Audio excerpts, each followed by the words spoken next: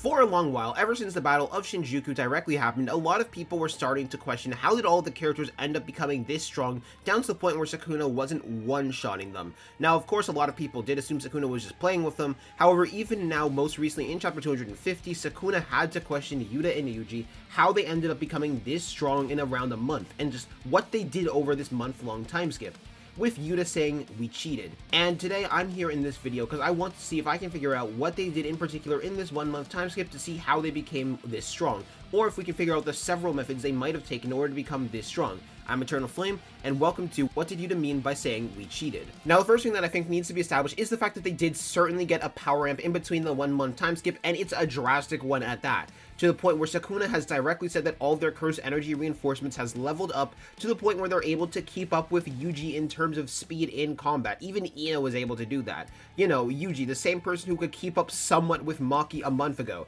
Yes, Maki was faster than him, but he could still keep up with Maki nonetheless. Now, all of these people are able to keep up with them as well, and that's thanks to their fruits of labor they achieved over the 1 month time skip. Furthermore, Yuji also was said to have gotten a level up in terms of his cursed energy reinforcement directly by Sukuna, with Sukuna in particular knowing that all of their defenses are much better and much more tight. So not just did their cursed energy reinforcement go up, but their durability also massively increased as well over the 1 month time skip. Stack that with the fact that Yuta and Yuji are both able to directly fight against an albeit weakened and nerfed Sukuna, but still do pretty well inside of Yuta's domain, and it really does lead to the question of how did they manage to become this strong in under a month? Now, I do need to first establish that this month of training will not be your ordinary standard, oh, we're going to do some exercises, we're going to fight some curses. No, with this month time skip, they're already going to be in a much more stressed out state and need to grow and have so much more pressure to grow because they're fighting against the strongest person they've ever seen. They are fighting and preparing for a battle where there is so much pressure that if they lose, it is game over for the world itself. There is a lot on their shoulders right now, which is going to cause them to grow exponentially faster because circumstance allows Jujutsu sorcerers to grow much faster, as been shown in the past, and this is the best circumstance for them to grow. Furthermore, they have the best sorcerers of all time in order to allow them to help, from best sorcerers of previous eras to best sorcerers of the modern era, all the way to prodigies who have a near perfect understanding of the Jujutsu system, and they all are able to grow together and be able to meld off of each other and bounce off each other in order to get stronger. In particular, Yuji will have to dwell on his hatred for Sukuna and allow that to grow his cursed energy. After all, negative emotions is directly converted into cursed energy, and he feels such an immense amount of hate for Sukuna that he is willing to eat anything to kill him. And that's just going to be growing and growing for a month, making him more and more powerful overall, which by extension is going to make everyone else more powerful because they're going to be directly sparring with this fastly growing Yuji. However, all of these are only guarantees of what we know that they did in order to get stronger, and these are things that Sukuna would know as well, and is still questioning how they were able to become this strong in a month. So I'm going to get into the first theory, and this is a pretty common theory that I have directly heard from a lot of people for how it could have been possible for them to get this strong in under a month of time. The first method that a lot of people have thought about and come to agree with is a character known as Mio, who was introduced in Maki's colony, with Mio having a very, very unique ability, which allows Mio to trap himself and whoever consents to being trapped into it into a simple domain, where him and the opponent can wrestle for all of eternity, so long as they both consent to it. As a result of both parties needing to consent in order to enter into the domain for it to form, it is able to have basically no limits as a result of that, with its main limiter being, well, both parties need to consent in order to do so. And this would be an incredible method for them to train because of one simple thing.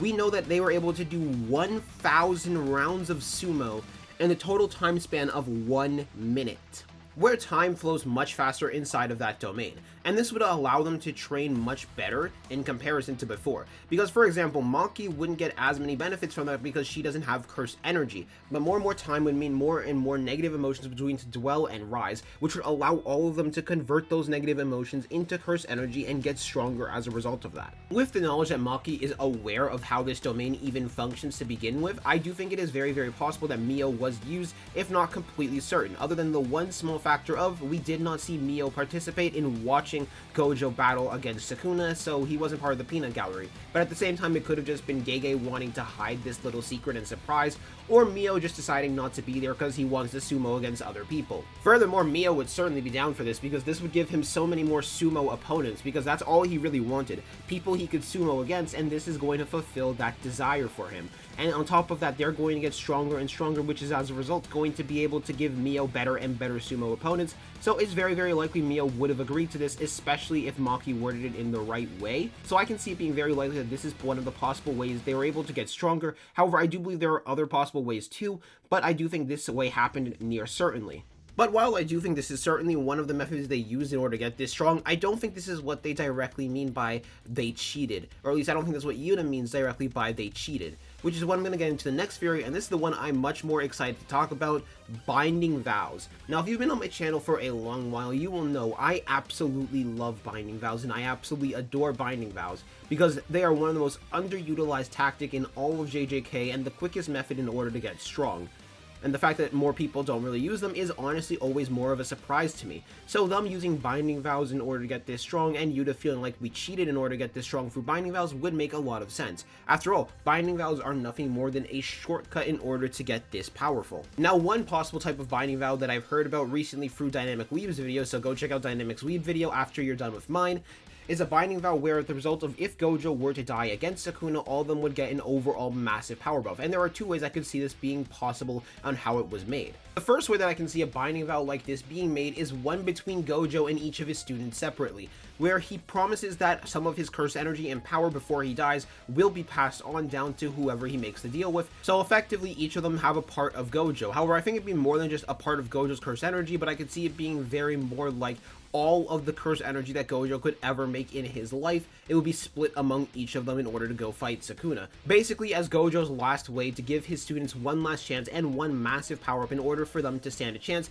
and for them to be able to lead the new era and make them much stronger. I rather made a binding vow in order to massively amplify the curse energy production, where if Gojo were to end up dying, their curse energy production would skyrocket through the roof, or their curse energy reinforcement and output ability would skyrocket through the roof in order to make them this powerful. Now this would make a lot of sense for the students to do. They were already making backup plans in case the scenario happened where Gojo did end up losing to Sukuna. Furthermore, even Gojo knew the possibility of him losing to Sukuna was very much a possibility in the air. He wasn't completely certain as much as he wanted to seem completely certain. So Gojo doing something like this as a last-ditch effort and a last-ditch backup plan would make a lot of sense for someone like Gojo to do. However, I don't think this would fit as a method of saying they cheated, but I do think binding vows is the right path to go. No, I think the binding vow is much more specific to do with Sukuna. And now I'm going to get into what my actual theory is for why they have managed to get this strong in over a month of time. There's something very, very particular that I have noticed. Sukuna thinks it's their defense that has gotten the most powerful out of all of their stats, and that is what's making him question how they managed to get this strong. It's not the fact that they are this strong, but it is the fact that they are able to survive hits directly against Sukuna, survive the cleaves from Sukuna. What I believe that they did is made a binding vow where specifically attacks from Sukuna are much less effective on them after being able to sense Sukuna's curse energy and get a feel for it, more than likely in exchange for other curse techniques being even more effective on them as a result of that. But with that being such a general range and it being this specific and focused on Sukuna, they were able to get as much and as good as a buff from this as they did.